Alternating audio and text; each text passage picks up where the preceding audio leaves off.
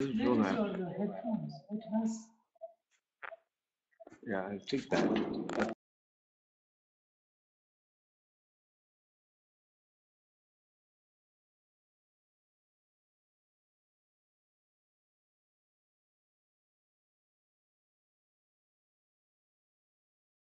Okay.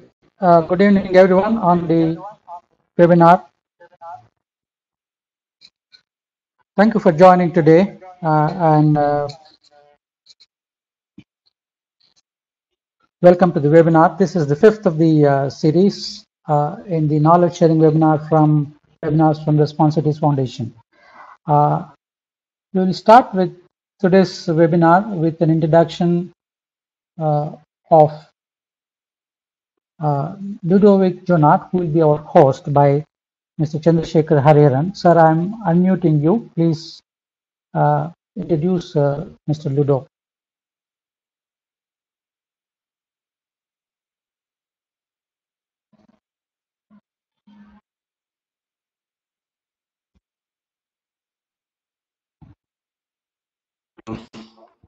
I have a challenge on the technology since I'm not so sure if I'm being heard. Now we can hear you. Great. Good evening, all of you. Ludovic, welcome to the webinar for the first time. This is an event that will last about 40 or 45 minutes with a presentation from an amazing person called S.R. Kumar, an entrepreneur and technologist. But before that, I must tell you all that Ludovic Jonat is an architect of 1980s vintage. He has been working in different regions of the world on ecology and development architecture. As the small note on the webinar alerts sent you, his work is in 3 or 4 continents. He works in Africa, he works in the Americas, he works in Asia, of course in Europe. Ludovic will, given his insights and perspectives, present some sort of a perspective on what he sees as this world that is before us of converting waste to wealth, and in this case, waste to new oil. Over to you, Gautam, in order to see that you invite Ludovic to come in, please. I would request Mr. Ludovic to say a few words as his opening remarks as a host. He is unmuted currently, can speak on. Ludovic, can speak on.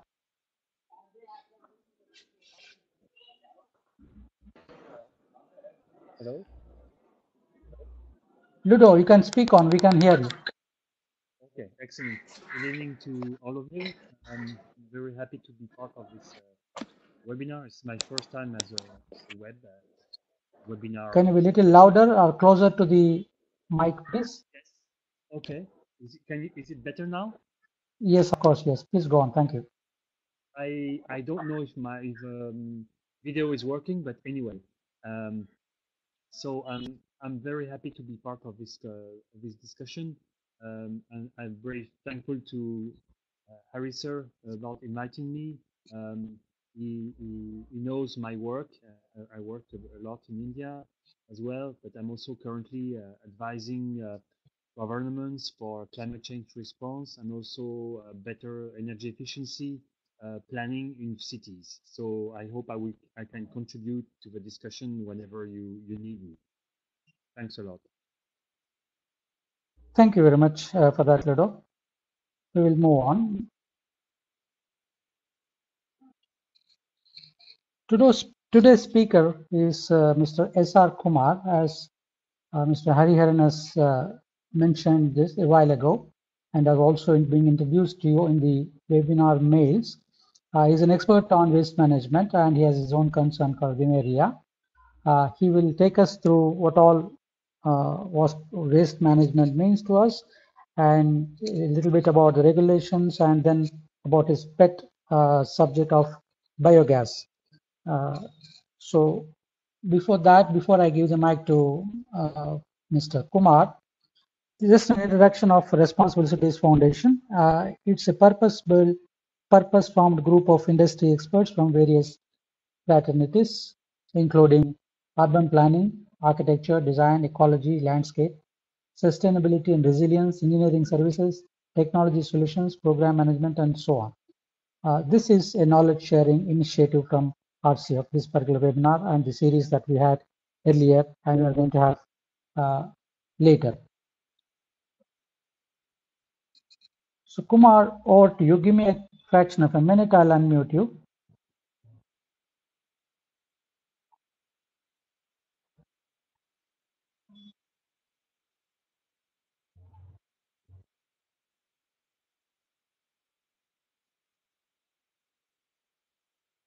Kumar, you can now speak on.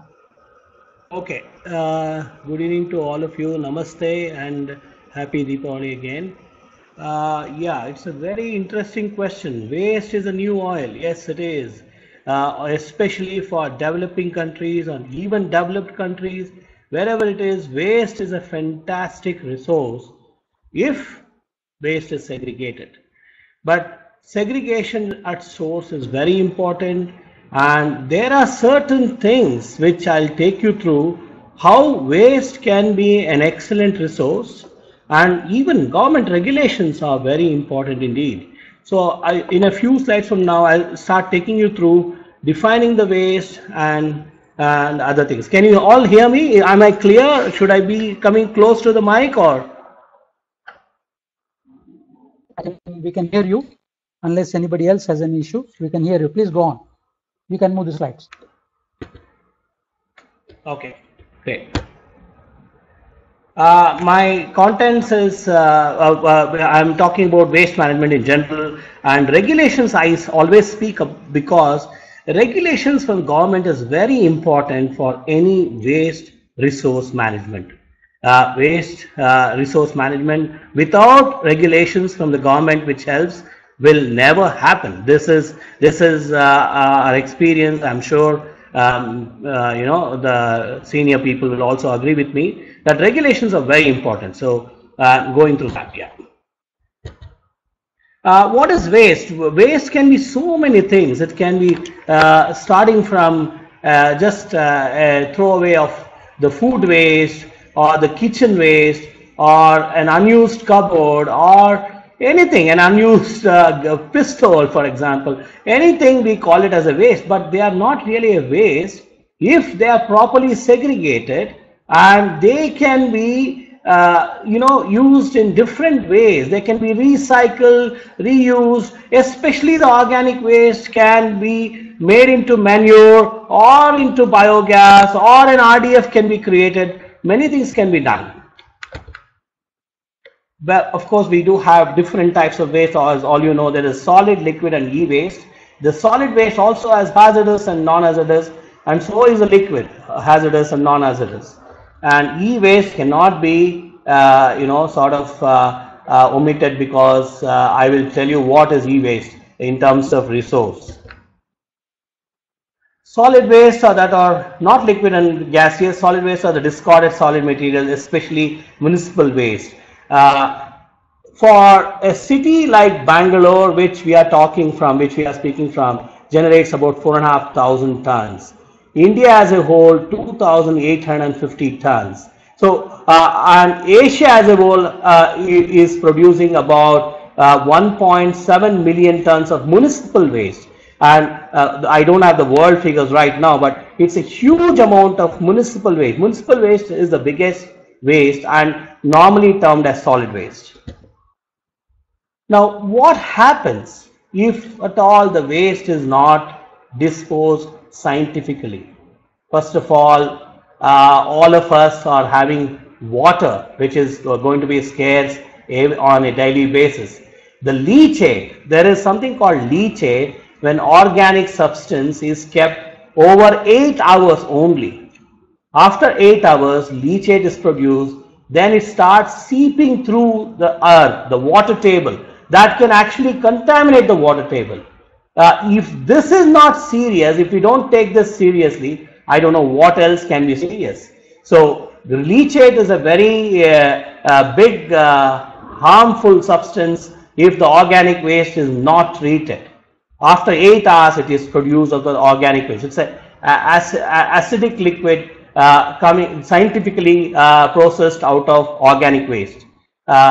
Then of course the pests, the rodents, and there is the inflammable gases such as methane if it is untreated, and you got the bird menace after the dumping, and there are frequent fires. I'll show you some slides where there are frequent fires all the time if there's a landfill.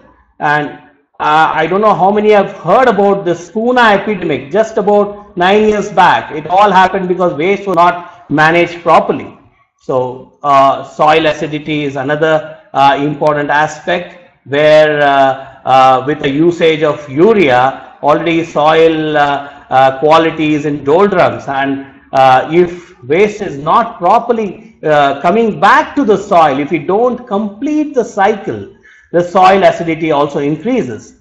The banana just cannot be thrown onto the road. The banana has to come back to its roots. It has to come back to the soil. As long as we keep we are traveling in a car and we are keeping the banana, and as soon as we finish eating it, we tend to throw it on the road. It should go back to the soil. And let us not forget the greenhouse gas emissions. I hope this video will run. I wanted you to guess what this video meant. Gautam sir, do you think it will run, this video?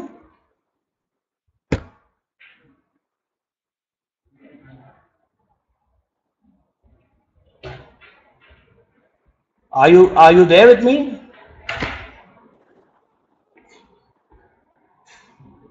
Hello? Can all of you hear me? Yes. I was on mute. Sorry.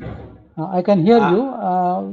We are not sure if we can play the video directly from the slides. Okay. What the video basically, let me explain that. The video was a large burning site, and I wanted all of you to guess that.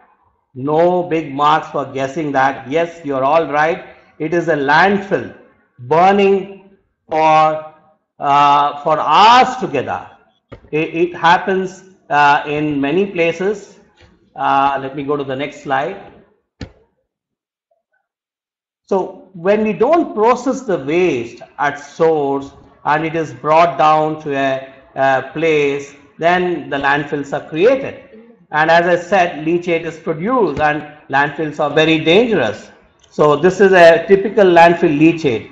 Almost every landfill, I know that even the US and Canada and those parts, and even many parts of Europe has landfills. Unfortunately, nowadays waste management is being properly being implemented, but many different countries, the easiest solution was landfill, and even today it's prevailing everywhere.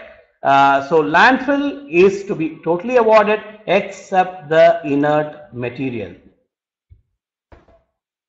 Okay, for all of us Indians, this is a very famous, one of the largest grounds, which is about 185 square kilometers of dumping ground at Mumbai, at Diona.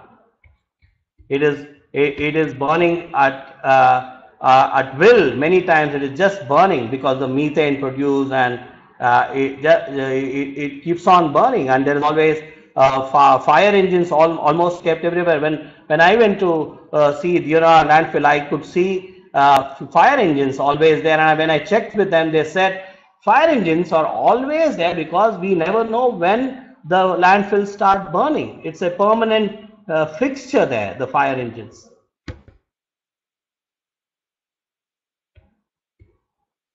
I wanted to show you this small pyramid where how waste can be processed and landfills can be avoided.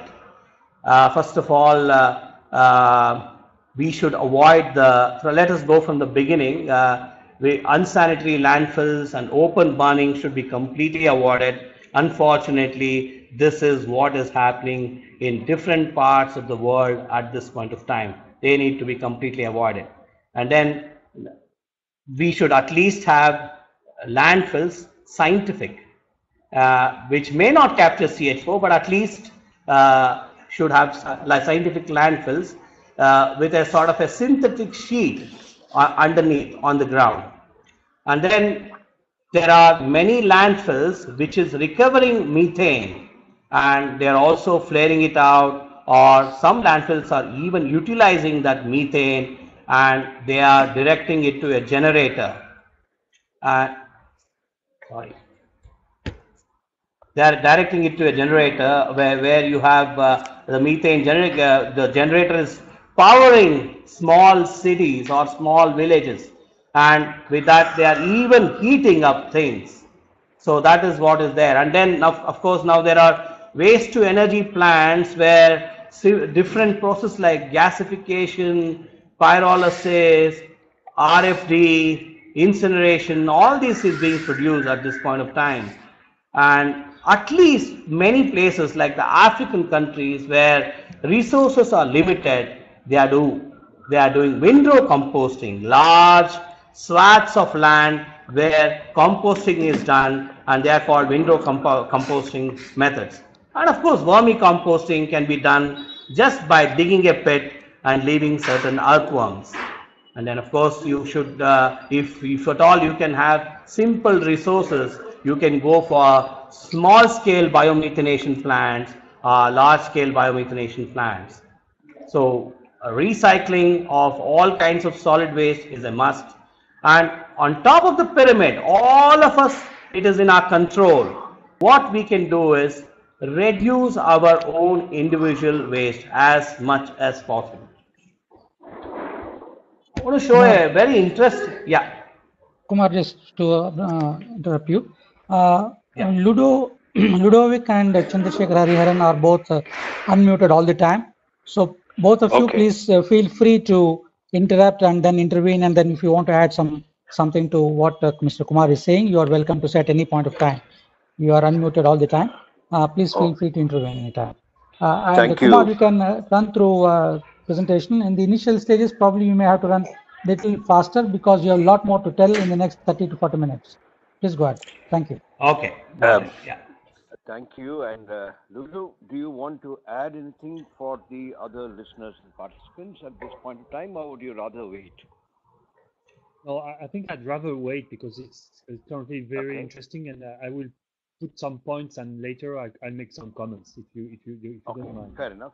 And Kumar, I'll only request you to keep it a little faster, snappy, as Gautam said. Sure. I'll do that. Senior professionals, all of what we have said is understood and known to all these people. I think you should move, like you told me, to technology and solutions that you are adopting. Yeah. Right.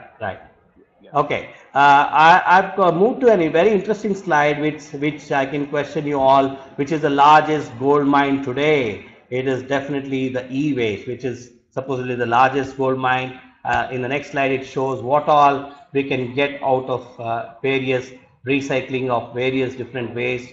40% steel out of a car, all this I have just enumerated that. You can have a look at it. Yeah. So e-wasting, sorting out facilities, it was just a slide I wanted you to go through. How important is that e-waste, because there are no more gold mines anywhere left over, but e-waste is definitely the biggest gold mine. Yeah. Now regulations, any part of the world, including India, play a major role. If government does not regulate, people do not regulate. People do not have any say on waste processing. So some of the regulations which has happened in India, the new SWM rules and the Swachh Bharat initiative has been a lot of good regulations are there. They talk about decentralization. They talk about segregation at source. They talk about various different parameters on this, and SWM Rules 2016 is a guidebook for us in India. There are some major 5 additions. There is this 3 dabba policy that everyone should have, that is 3 bin policy. The blue bin for the solid waste, the green bin for the organic waste, and the red bin for the medical waste. Now decentralization is very important, because earlier it used to so happen that people used to pick up half kg, 200 grams, 300 grams all that was being picked up and it used to go to landfills which are 120 kilometers or 65 kilometers or 75 kilometers out of the city. Now the cities have outgrown and you cannot put this in anybody else other cities. So DSWAM approach is the best. So decentralization approach is very important indeed, and that is what is the whole world is going towards, decentralization approach. Similarly, even for waste, liquid waste or solid waste, the decentralized waste management is the only approach. Now there is this new regulation which says EPR, Extended Producer's Responsibility, where some of the items like the Tetra Pak cannot be composted, or it cannot be used for even biogas or anything because it has a thin layer of aluminum. So what has happened is, for example, if somebody is the maker of a juice and they are producing Tetra Paks, then the collection of that becomes the responsibility of the producer. So this is another good regulation happening all over the world, and Tetra Paks and things like that, which is it has become an extended responsibility of the producer, where he has to meet the complete cycle. Now this is a phenomena of bulk waste generators all around the world. Almost every metro in the world is normally 60% comes from bulk waste generators, and the balance comes from individual houses and the smaller outlets. Whereas the bulk waste generators is anybody who is producing, say, more than 50 kgs. It can be hotels, it can be software tech parks, it can be marriage convention halls, it can be colleges, it can be different apartment complexes, residential villas, and so on and so forth. If you observe this, if there is a good regulation that if that 60% can do it in situ, the other part, the 40%, can be handled by the municipalities. With the kind of growth which has happened all over the world, municipalities have not been able to cater to such immediate growth. So if 60% can be handled by in situ, the bulk waste generators, it is a blessing, and it reduces a lot of greenhouse gas emissions, a lot of use of crude. So it is very important that the regulation has to happen for this, and there have been landmark regulations in some parts of India, and Bangalore, Pune, this is one of the copies of the regulation which says any commercial generator which is more than 50 kgs, they have to respond to it. So domestic bulk generator is considered anyone with 25 apartments plus. So similar to Bangalore, there is Pune, which is having a very good regulation, and there are many cities like Delhi, Mumbai, and even I heard recently that Dubai, New York City, California, all these are going through this regulation where bulk waste generators have to process in situ. It should not leave the compound. It should be processed in situ. Kumarji, I will have to govern time. You have another about 12 to 13 minutes. I'd like you to move to solutions that you have been working on, please. Okay. So I'll move to the solutions directly. But I just wanted to say that segregation is so important.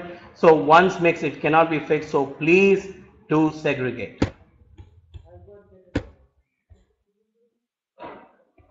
Now, the most important solution now I've been working on is the simple biogas system.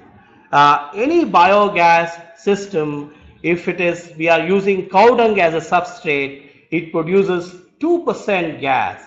So for every 1 ton of cow dung, it produces 20 kgs of LPG equivalent gas. Similarly, if you use food waste, it doubles. It is 4% gas in case of food waste or organic waste. So out of this waste, which is a huge problem in cities, that is not a problem that can be used into biogas, and especially crude importers like India and many other countries, they can use gas out of the waste. So 4% from organic waste and 2% from cow dung, and different percentages for different the substrates are there.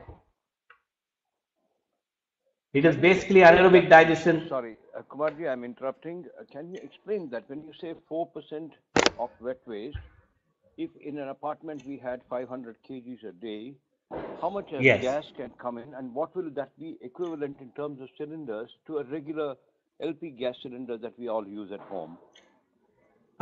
Yes, if it is 500 kgs, so it is producing 40 meter cube of gas. Okay. If it is 500 kgs, it produces about 40 meter cube of gas, which translates into a LPG equivalent of 20 kgs. Okay. So if you are an apartment, you will have 20 kgs of gas. Now the question comes, where do we give this 20 kgs of gas to? Where do we connect it to? How many houses can you connect it to? Normally, if you have a common clubhouse, yeah. One more question, please. Will that gas of 20 kg, now the regular cylinder I think is 8 kgs, the domestic cylinder. Are you Correct. saying therefore I will have about 2.5 cylinders? Am I right on my number of 8 kg? Absolutely right. Absolutely right. And will the calorific value of this gas be the same as that of the LP gas? That is, will it take the same amount of time to cook on this gas as it will take on the LP gas? the calorific value is about 20% lower, but what we have done to compensate on that, we have increased the orifice of the gas stove so that there is more flow of the gas and there is no delay in cooking. So the fire that burns will be greater than it will be in the case of an LP gas. That's right. I mean, it will almost be the same equivalent. Fair enough. I'm asking this question for the other participants, to enable them. Okay. Go Right. on. Yeah. So when there is a question that you had this question of 500 kgs, what do we do with it? If there is a common clubhouse area or a restaurant, that can be using that. Otherwise, we can also attach a power generator, a 500 kg or a 1 ton of organic waste can run, in case of 1 ton, it can run a 10 kVA generator for about 14 hours continuously, which can power the common area lighting and STP pumps, things like that can be done if they don't want to use it as gas. I just wanted to give you a case study of a very small hostel which is about 165 kilometers from Bangalore. It is called Madhugiri and there is 500 kgs of input waste every day. I have actually enumerated a few calculations for all of your reference. If any of you have a question, you can always ask me. As I said, 500 kgs of input waste, 4% gas is generated, so and also 20% manure is generated. So commercial rate, don't forget that commercial rate is around 70 rupees per kg, although the domestic rate for the consumers is subsidized by the government. So I have multiplied that, it comes to 1,400 rupees saving per day. And there is 20% of manure is generated. So 100 kg, that translates into 1,900 rupees per day and a saving per month of 57,000 rupees and saving per year is 6,84,000. That's a opening 6,84,000 saving. But then we have to subtract the maintenance and then we get a full saving of 5,64,000. And this is actually happening. Since 2 years, we have kept logbooks with us. We can actually show you if somebody is interested. And the return on investment or the return for the cost of the plant is just about 3.19 years in this case. You have any questions, sir? If there are questions from participants, I would request you to put them on the chat box. We will address them at the end of this presentation. So there is one question from Mr. Paru Padmanabhan on the waste segregation. Do you want to answer that now or you want to answer it at the end of the session? May I request you to retain all questions for the end, please, Mr. Gautam? Sure. Okay, I'll read them out at the end. Kumar, please go ahead. Sure. Okay, this was a case study where you got your biogas plant, whatever you bought it within 3.2 years. Now, more is the merrier. So let's say that we go for a bigger biogas plant for 1,000 kgs. This is a corporate company in Pune, which is Capgemini. They went for 1,000 kg biogas plant, and where if you go to the calculations, I'll share this calculations with all of you. I don't want to go in detail. The final ROI or return within, they paid for the cost of the biogas plant within 2.7 years. As I said, more the merrier. The higher the size of the biogas plant, the return is also faster. And I just want to, many people start talking that there is no space for biogas, no space for biogas. So we have come across a patent pending technology which can fit everything in a 40-foot high cube container. So it takes just about 320 square feet for treating 1 ton of organic waste. It's a cutting edge technology which has got a PLC with it attached to it. It will also give you the health of the digester, the pH value of the digester, the temperature of the digester, and all of the parameters can be brought on your smartphone or a laptop. Now, another thing which while we were doing research is that the digester is the major cost for any biogas plant. And when you do civil construction for smaller plants, there are chances of leakage after 1 or 2 years due to poor foremanship. If the person is not well trained, and the villagers, if they don't put the proper concrete in the right proportion, it starts leaking. And it is also expensive. Nowadays, sand has gone up. Then you have to go with a mild steel or stainless steel digester. They're all very expensive. So what we have come up with is a very economical product. The water tanks like Syntex and Kaveri, different brands of tanks are taken, and we build a biogas plant around this polymer plant.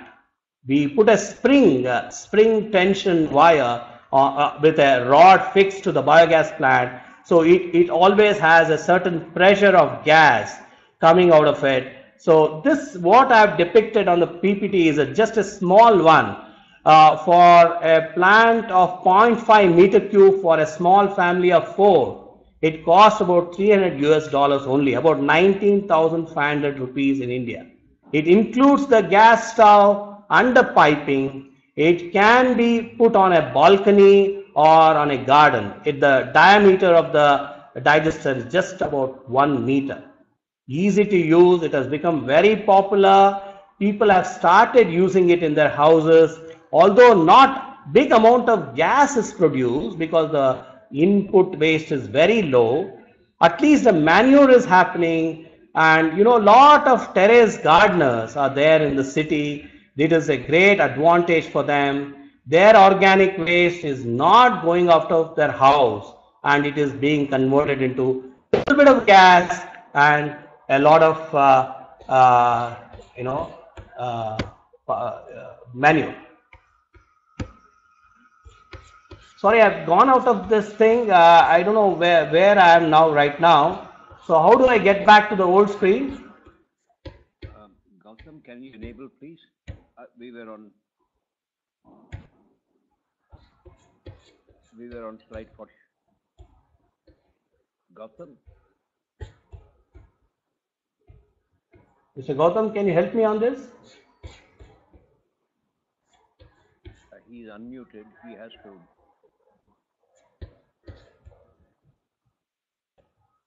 Okay, I've come back. Okay, great. So I was talking about this very popular product, which is just 19,500. The only flip side of this polymer is I can go up to 20 meter cube. Sorry. Please go ahead. Can you hear? Good. Yeah. Okay. The only flip side of a limitation in this polymer plant is we can go up to 20 meter cube of biogas, which translates to 500 kgs of cow dung or 250 kgs of food waste. And it is very, very well priced. It can beat any price of civil construction or on the steel, and it is very effective. The polymer can go on for the next 25-30 years if nobody pokes it.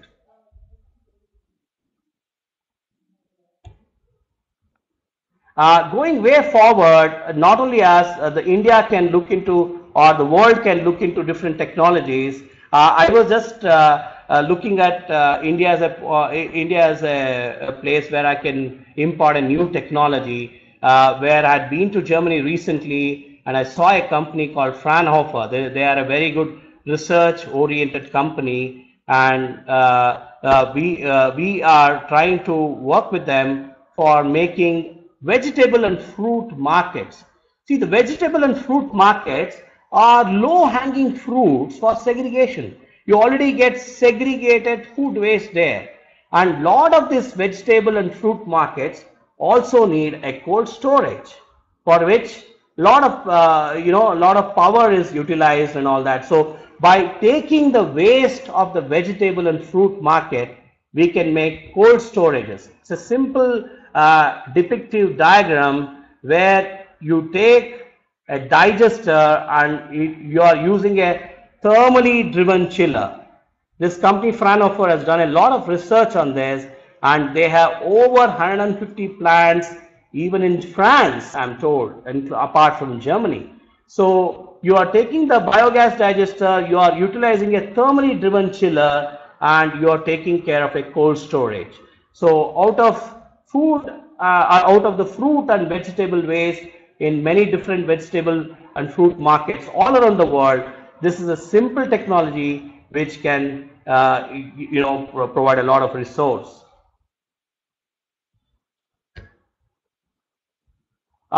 These can be containerized and can be mobile. They can be right from 3 to 5 tons of waste. As I said, decentralization is the way forward, because large plants, you don't get the feedstock. Many different plants all around the world have failed because they don't get large feedstock where you have to segregate it. Segregation manually or mechanically is not very easy. So you should have 2, 3, 5 or 10 ton plants where you have segregated waste and all of them run very successfully. So these can be made in 40-foot containers, the digester as well as the cold storage part.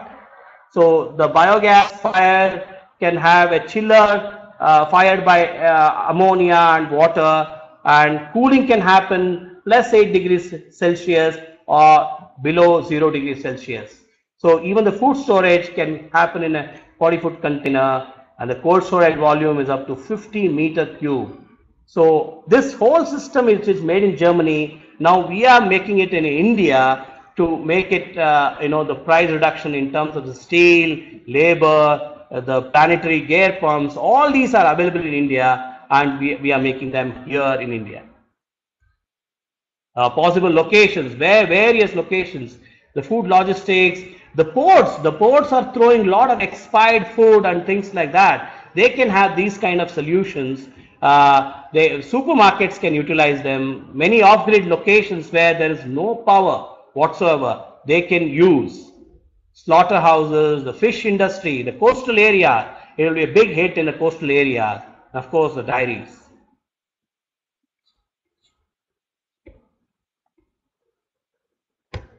So for a future with no landfills, these are simple technologies which can be utilized, and we can generate gas which is resourceful, power which is resourceful, and also the heat generated out of the generator can be used as a CHP, common heat and power combined plants, which are very popular in Germany, where such a small country going so much towards renewables. And I think we should take a leaf out of this, and we should all get into more of these systems where big issue all of us have as waste, and that can be converted to a resource. Thank you for the opportunity, and I hope I'm in time. Yeah. Oh yes, thank you, Kumar. One or two questions first before we take those questions that have come in from participants. I know you spent a couple of weeks in Germany, and therefore your references to Germany were pretty frequent. Is there anything that you can share with us of your Germany experience of the last 2 weeks, let us say, minus the last week? Yeah, I mean, Germany has more than 9,000 plants. It all happened because of the government regulation. Government said, no more nuclear power, less of coal power, let's go for renewables. They chose solar, biomass, which is biogas, and also they chose wind energy. And wind energy works only when there is wind, and solar works only when there is sun. And biomass, they found out it can work all the time. So there was a large boom in Germany, and I'm sure even France is France is infected with the same boom, I'm told right now. Ludovic, can you respond on that, on the French experience with biogas? Well, as far as I know, we are not very much advanced in biogas because it's again a problem of a business model, as you rightly said earlier. Yeah. Since the government is very much nuclear oriented, we are not yet fully involved in biogas, even though there is research and development, but this is mostly due to politics. Maybe since you're working.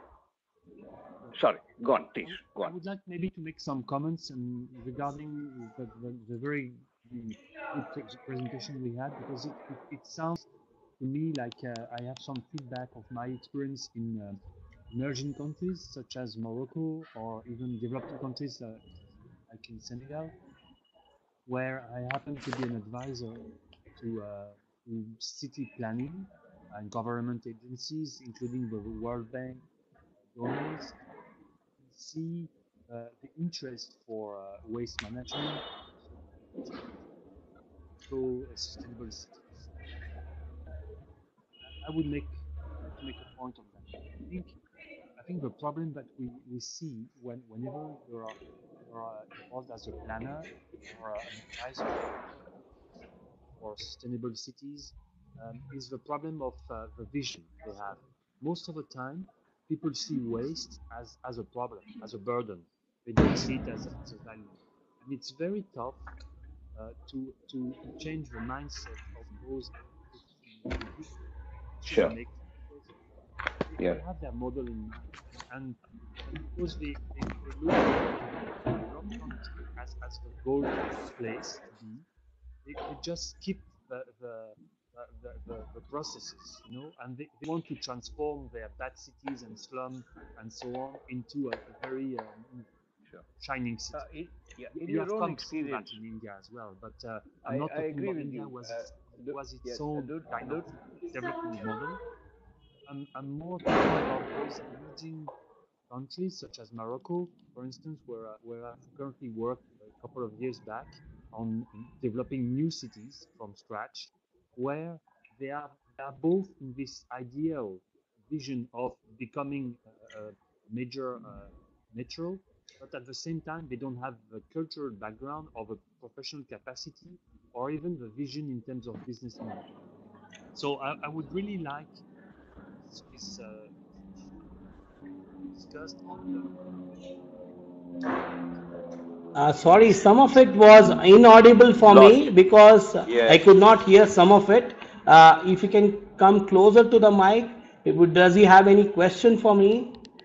Okay, no, I was. Manohar, you have a couple sharing, Okay, I was just sharing the idea of for waste management solution that you are proposing. We need decision makers to have an integrated approach of sustainable cities, and which is not the case today. Sure. Yes. Over to you, Gautam. Yeah, Kumar, you have a couple of questions. Okay. There are two from Mr. Padmanabhan and one from Manohar as well. I'll read them out for you. Okay. Mr. Padmanabhan says, you began your talk with the central issue of segregation as the critical element in waste management. You can hear me with the background sound? Yes, I can hear you. Yeah, I can hear you. Yeah. So you began your talk with the central issue of segregation. And could you expand on this issue, outlining practical segregation models, particularly at the household levels? And I will add this. I will also add, see, since you said 60% is bulk waste generators, you have had also this experience of working with urban local bodies. Please take a specific example of an ULB, which you have worked with. Not Madhugiri. Madhugiri is an institution. Please take a town or a municipality that you have worked with, please. Okay.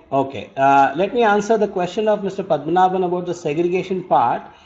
segregation household everywhere, but popularly it is called the teen dabba policy, although Japanese and Germans and many European countries have 5 or 6 different dabbas or different bins to segregate glass, plastic, ceramic, etc. But in India, we should have a simple policy to start with, where the green waste goes into the green bin and all other plastic waste, wood waste, all goes into the blue bin. The medical waste, which is sanitary napkins or any other tablets or whatever syringes, that can go into the red bin. At least if this we can start with 3 bins, many things are achieved. Earlier, we used to segregate and the municipality used to mix it. And that was, that was an aberration which used to happen. But now, 75 municipal wards in Bangalore, or if you don't segregate, they don't pick up your waste. I hope many of you on the webinar on some of the wards where, in fact, I am in JP Nagar 4th phase. If I don't segregate, they don't pick up my waste. As simple as that. Okay, no, you have to answer Mr. Padmanabhan's question. So in the household models, it can be made simple with the 3 bin policy, where, as I said, the green goes to the green bin and all the other waste, including glass, plastic, goes to the blue bin, and the blue bin is taken by the municipality and is further segregated and resold. And this food waste also, the organic waste, is also being taken by the municipality or either sent for biogas plants or they are put into composting. That is what is happening right now. So 3 bin policy, very simple way of starting segregation. Okay. Over to Gautam. Second question, from Mr. Padu. There is in between there is a question from Mr. Hariharan had a question about the ULBs.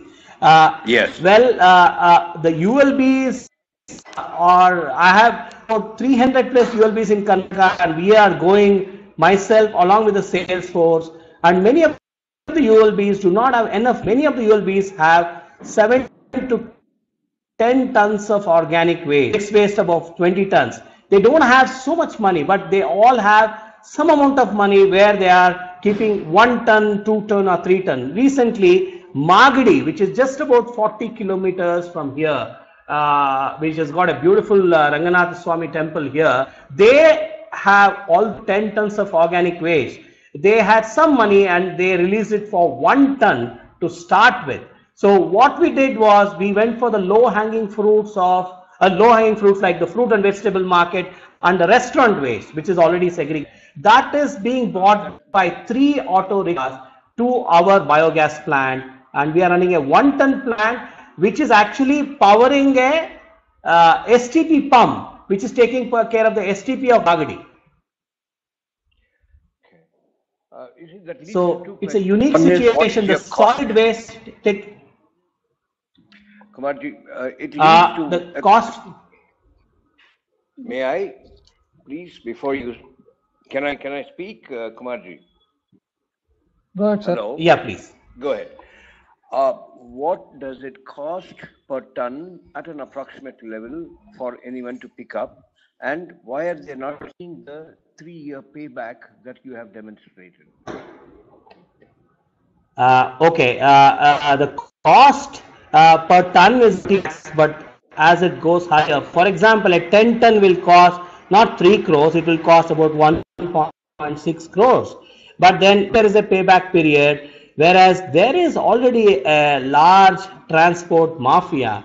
It's a matter of time that this transport mafia go lesser and lesser, and this definitely has the same return on investment as the corporates can see it. So corporates have started putting it. It's a matter of time they have to start putting it too. Sure. Over to you, Gautam. For one time, I'm covering. There's another question from Mr. Padmanabhan asking about evolution of, evolution of gas is dependent on ambient temperature. In colder countries or colder weather, the biogas generated is reduced. So what's your experience in Bangalore? Also, is hydrogen sulfide a corrosion issue? Yes, it is not only in cold countries, Even in Bangalore, the temperature is not enough to get a proper yield. We need a temperature between 37 to 42 degrees Celsius. So all my biogas plants has a little heating element with it. To have, even in Bangalore, for example, it doesn't have the ideal conditions of between 37 to 40 degrees Celsius. So all my biogas plants have a little heating element. I normally use solar water heaters too. So it is very important that this ambient temperature is maintained and for the better yield. And as far as the corrosion is concerned, yes, when you want to use a generator, this needs to be scrubbed. There are various scrubbing technologies in the world, and in India I have seen that using iron filings makes it ferrous sulfide, and a lot of H2S is removed, and the corrosion is taken care of. The real problem in India or elsewhere in the world is we don't have smaller, good, efficient generators. 50 kVA and above, there are excellent, efficient generators. Less than 50 kVA, you don't find very efficient generators in terms of efficiency. I mean, they don't have efficiency, even 35% efficiency. So that is the issue with smaller generation, smaller power generation. Thank you, Manohar. So thank you, Kumar. There is one question from Manohar. Sorry, on the corrosion issue on hydrogen sulfide. Kumar. Yeah. Can you respond to that question? Yes, I did respond. The corrosion issue, which is the H2S, is produced out of almost 4 to 5,000 ppm of H2S is produced out of organic waste. So that needs to be scrubbed, cleaned. There are various scrubbing or cleaning technologies around the world, like the biological cleaning. There are different technologies. In India, it is we are using iron filings. Iron filings, which as a chemical reaction becomes ferrous sulfide. So that is one of the best and easiest technologies to remove H2S, and then that gas can be connected to any generator, so to avoid corrosion. Ludovic, I hope your question is also sort of answered in what he has said so far, but you are unmuted. You can speak if you want to the rest of the audience. You have as many as 35 people today. Sorry? I can't hear you. Ludovic, has your question been answered with what Kumar said on CS4? Are you okay with it? No, it was not necessarily a question, but I may have one, which right. Since you talked about ULBs and return on investments for whenever you have a biogas plant, for instance, yes. What is the business model you can see and you can have to propose to the developers so that they adopt yes. those technologies whenever they plan new cities? Because there's a problem of management, there's a problem of business model, and also what would be the interest of the individuals to follow the recycling and segregation if they are not involved and if they don't have incentives to behave properly? Okay, that's a far larger question. I think that should be taken offline, since you are an expert working at government levels in various countries. I would think that you and Kumar can do a conversation later post this webinar. Okay. Over to Gautam. Question from Mano asking for a 500 kg biogas plant, what's the quantity of slurry and what's the slurry disposal solution in practical? Yes, the 500 kg plant, 20% is the manure, or less than that depending on the food waste. But then almost 65% of liquid slurry is there, which can be dewatered, and it is an excellent liquid fertilizer. But then practically it's not easy to transport it. But what nowadays we are doing with liquid slurry is we are using a simple recycling pump and recycling that slurry up to 7 to 8 times. Later on, it is dried as a manure and disposed of. Okay, back to Gaurav. There's another question from Manohar. Yes. There is another question from Manohar. I think this is the last one. What is the balance of power requirement for cold storage and biogas generated power and optimized capacity? Okay, well, biogas is a not very power positive plant where you, for example, if biogas is rating 100 kilowatt of power, it is definitely consuming about 20%, which is about 20 kilowatt of power. But in terms of cold storage, there is more power utilized, and as far as I've been told by my counterparts in Fraunhofer, they have said it is about 45% of the power generated out of the biogas system goes for the cold storage and the activities of that. Here, saying that there is also an issue of biogas leakages, which is CH4, which is 34 times harmful than CO2. Any comments on that? Fair enough. No, he had already addressed that. I think it's back to the same question that Mr. Padu had raised earlier. Okay. Leave it at that, I guess. Yes, yes. Okay. Any other questions which have come in? Deepak Moti, if you are there, you were trying to type something earlier, I saw. Was that a question you were able to type or not? Or do you want to ask now?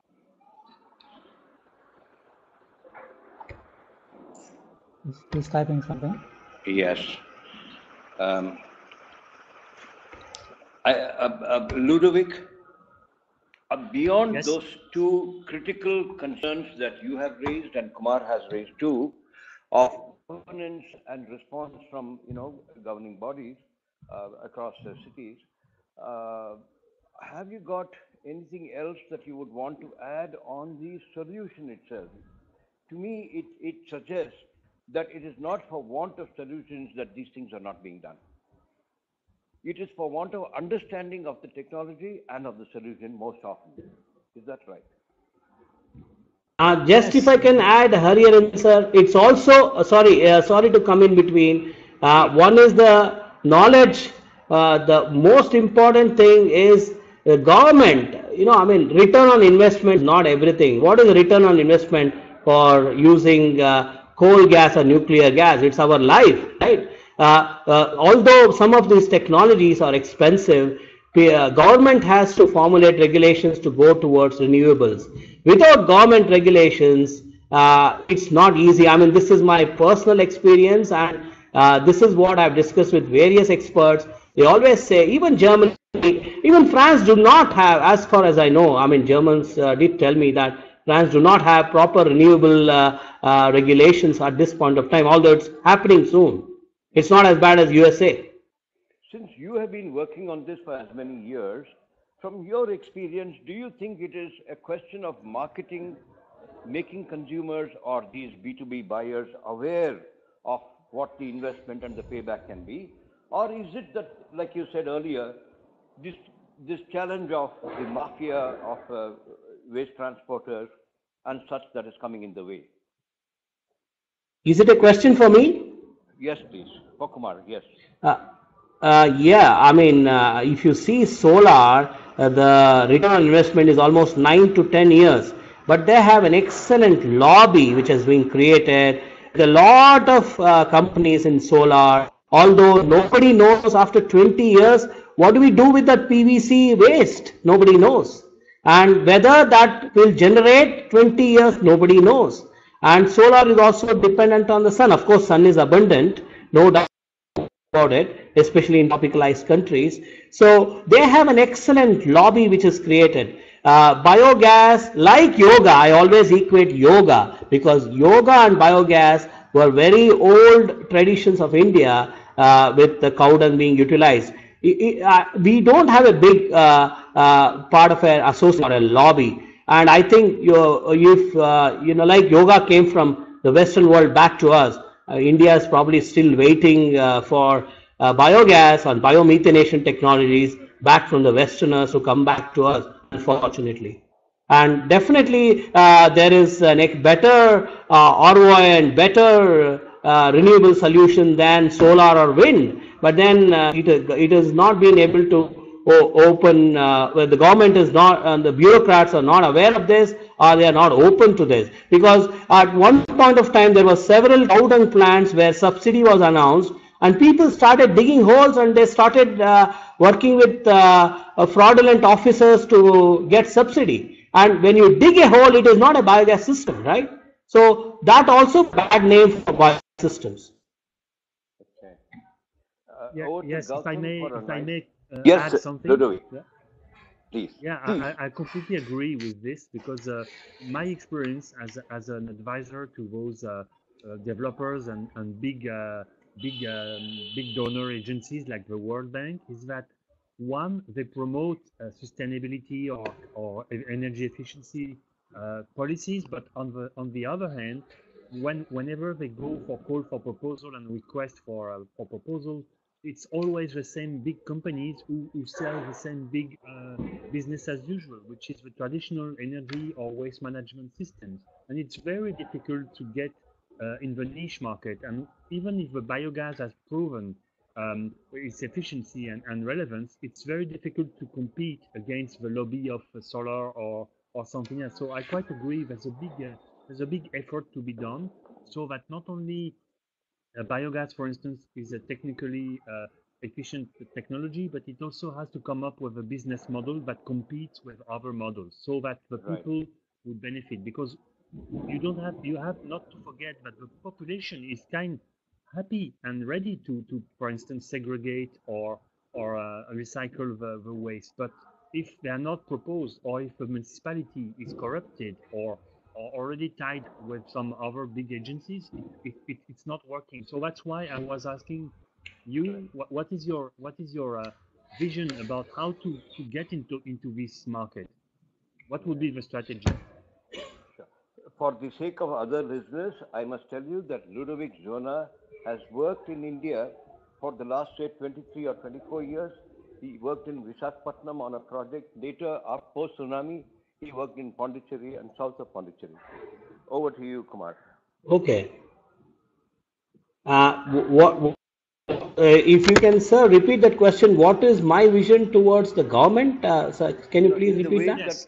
Government and ULBs and the business model. I mean, how can you sell to ULBs this kind of system?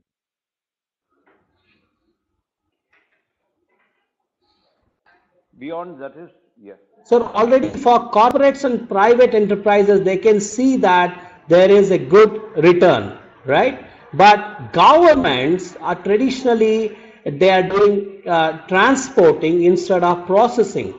Although the SWM rules says, the labor countries will say this, it should be processed and not transported. That transportation has to stop. Processing has to happen. Landfills should only have inert material to go there. And then what is the next to, what do you have left with when processing regulation enforcement, which is aerobic or anaerobic digestion, which is like biogas system. So when the transportation must really completely stop, then only you have, then people will, the ULBs will also start looking at both composting and anaerobic digestion. And definitely anaerobic digestion produces gas as well as compost. And gas for India or most of the developing countries, for any country for that matter, is a valuable resource. Sure. Okay, So the transportation has to stop to the landfills. Okay, I think Kumar, we should now conclude. It's time. It's Yes. we have overshot 1 hour 10 minutes. Okay. Yes. Manohar, that question on the biogas bottling, you can actually discuss offline with Mr. Kumar. We will share the contact details. Deepak Murthy says his question was same as what Padhu was asking about the Bangalore climate experience, which was already answered. So with that, I think we have done with the questions and with the webinar as well. Thank you once again, one and all, for joining and sparing your time. And thank you, Kumar, for your excellent depiction of the subject. Thank you, Thank you. Ludovic, for your time. Thank you, Hariharan sir, and thanks everyone. Thank you, Ludo, for making time for us. I know this is afternoon for you. And thanks all the listeners for making for the sort of questions that have come only from the senior people or those who are discerning. But I know that there are many of you who are students who are listening to this. Thank you so much. We'll sign off now. Yes. Thank you. Thank you very much. Thank you. Bye-bye.